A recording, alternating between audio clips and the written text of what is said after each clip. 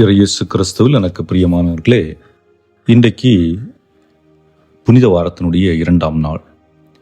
யோவான் நற்செய்தியிலிருந்து எடுக்கப்பட்டிருக்கிற வசனம் 13ஆம் அதிகாரம், இறை வார்த்தைகள் 21 முதல் 33 மற்றும் 36 முதல் 38 முடிய.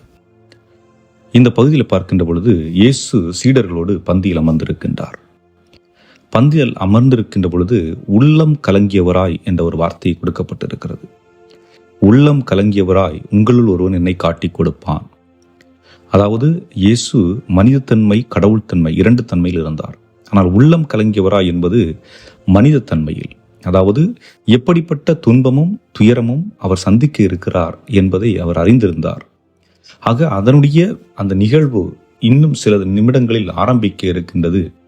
ஆகவே என்னை ஒருவன் காட்டிக் கொடுக்க வேண்டும், அவன் வேறு யாரும் அல்ல, என்னோடு இருக்கின்ற என்னுடைய சீடன் ஒருவன் தான் என்பதை அவர்களுக்கு வெளிப்படுத்துகின்றார்.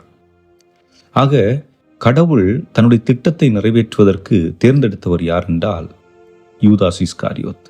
ஒரு விதத்தில் யூதாஸ் இஸ்காரியோத்தை பார்க்கின்ற பொழுது அவர் தன்னுடைய தலைவர், அதாவது தனக்கு வழிகாட்டியாக இருந்தவருக்கு நன்றி கடன் பட்டவராக அல்லாமல் அவரை பணத்திற்காக காட்டிக் கொடுக்கக்கூடியவராக இருப்பதை பார்க்கின்றோம்.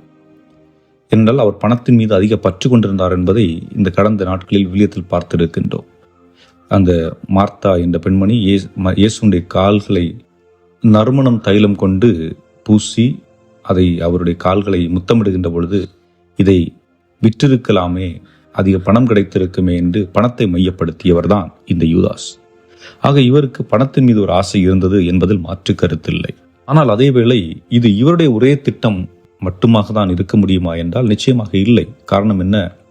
இயேசு அப்பத்தை ரசத்தில் தோய்த்து அவர் கொடுத்து விட்டு செல்லுகிறார். நீ என்ன செய்ய வேண்டும் என்று செய்ய இருக்கிறாயோ அதை விரைவில் செய். ஆக அவன் செய்ய இருக்கின்றவற்றை உடனடியாக செய்வதற்கு இயேசுவே தூண்டுகோலாக இருப்பதை பார்க்கின்றோம். அதே வேளையிலே அப்பத்தை தோய்த்து கொடுத்து அதே அப்பத்தை தான் அங்கிருந்த எல்லா சீடர்களுக்கும் கொடுக்கின்றார். அப்போ அப்பம் தோய்த்து கொடுப்பது நல்லதா கெட்டதா? அது நல்ல ஒரு செயல். அவர் என்ன சொல்லுகின்றார்? அதற்கு முன்பாக இது என் உடல், இது என் ரத்தம் என்று கொடுக்கின்றார். ஆக எப்படி பார்த்தாலும் யூதாசுக்கு இயேசு கொடுத்ததும் ஒரு செயல். என்ன செயல்? அதாவது இதன் வழியாக தான் மீட்பு வர முடியும். யாராவது ஒருவர் இயேசுவை அவர்களுக்கு அடையாளம் காட்ட வேண்டும். அடையாளம் காட்டிய பின்புதான் அவர்கள் அவரை கைது செய்ய முடியும். இந்த நிகழ்வுகள் எல்லாம் நடைபெறும். ஆக ஒரு விதத்திலே கடவுள் அவரை தேர்ந்தெடுத்திருக்கின்றார் இந்த செயலை செய்வதற்கு என்பதையும் நாம் புரிந்து கொள்ள வேண்டியிருக்கிறது. ஆனால் பிரச்சனை எங்கே வருகிறது? ஒருவன் தன் தவறை உணர்ந்து கொண்டு ஏற்றுக்கொண்டு அதிலிருந்து மனம் மாறி வருகின்ற பொழுது அவன் பிரச்சனையிலிருந்து விடுபடுகிறான்.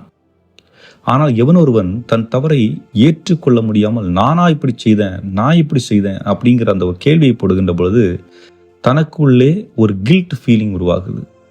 அந்த கில்ட் ஃபீலிங் அவனை இன்னும் தவறு செய்ய தூண்டலாம் அல்லது தன்னை அழித்துக் கொள்ள தூண்டலாம். ஆக அப்படி பார்க்கின்ற பொழுது 2 நபர்களை நாம் பார்க்கின்றோம். ஒன்று பேதுரு இயேசுவை மும்முறை மறுதளிக்கிறார், இன்னொன்று யூதாஸ் இயேசுவை காட்டி கொடுக்கிறார். ஆனால் பேதுரு என்ன செய்கிறார்? மறுதளித்த பின்பு அழுது கண்ணீர் விட்டு ஆண்டவரிடத்தில் மன்னிப்பை கேட்கிறார். ஆண்டவர் மன்னிப்பை கொடுக்கிறார்.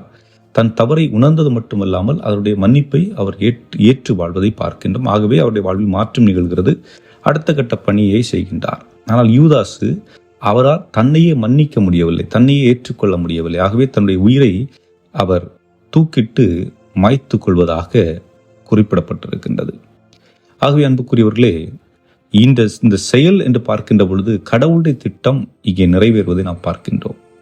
ஆக நம் ஒவ்வொருடைய வாழ்வின் வாயிலாகவும் கடவுள் ஏதோ ஒரு திட்டத்தை நிறைவேற்றி கொண்டிருக்கின்றார். ஆனால் பல நேரங்களிலே அது என்ன திட்டம் என்பது நமக்கு தெரியாது. ஆனால் அடிப்படையில் என்னவென்று பார்க்கின்ற பொழுது நம் வழியாக கடவுள் மாட்சிப்படுத்தப்பட்டு கொண்டிருக்கின்றார் என்பதுதான். கடவுள் தொடர்ந்து மாட்சிப்படுத்தப்பட்டு கொண்டிருக்கின்றார். அதற்கு நாம் தயாராக இருக்க வேண்டும். அதற்குரிய வழிமுறைகளை நாம் பின்பற்ற வேண்டும் என்பதுதான். ஆகவே சிந்தித்து பார்ப்போம். இறுதியாக ஆண்டவர் சொல்லுகின்றார், நான் போகும் இடத்திற்கு என்னை பின்தொடர்ந்து வர இப்போது உன்னால் இயலாது என்று பேதுரு சொல்லுகின்றார். அதாவது இயேசு சொல்லுகின்ற அந்த தூரம் என்பது அந்த சிலுவை பயணம், துயரம், துன்பம், வேதனை இவற்றை கடைந்துதான் அந்த உயிர்ப்பு. ஆக மகிழ்ச்சி என்பது துன்பத்தை சந்திக்காமல் அடைய முடியாது. மகிழ்ச்சி அடைய வேண்டும் என்றால் முதலில் துன்பங்களை கடந்தான், ஒரு பிரச்சனைகளை கடந்தான் சென்றாக வேண்டும். அதுபோன்றுதான் அவர்களுக்கு சொல்லுகின்றார், உங்களுடைய வாழ்க்கையிலும் அதற்குரிய காலகட்டங்கள் இருக்கும். அப்பொழுது பிரச்சனைகளை சந்திப்பீர்கள். சந்தித்த பின்பு நான் இருக்கின்ற இடத்திற்கு வந்து சேருவீர்கள். நம்முடைய அன்றாட வாழ்விலும் நாமும் பல சிலுவைகளை சுமந்து கொண்டிருக்கின்றோம், பல பிரச்சனைகளை சந்தித்துக் கொண்டிருக்கின்றோம், போராடி கொண்டிருக்கின்றோம். இவற்றிலிருந்து நாம் கடந்து வருகின்ற பொழுதுதான் வாழ்விலே மீட்சி இருக்கும், மகிழ்ச்சி இருக்கும், சந்தோஷம் இருக்கும், சமாதானம் இருக்கும்.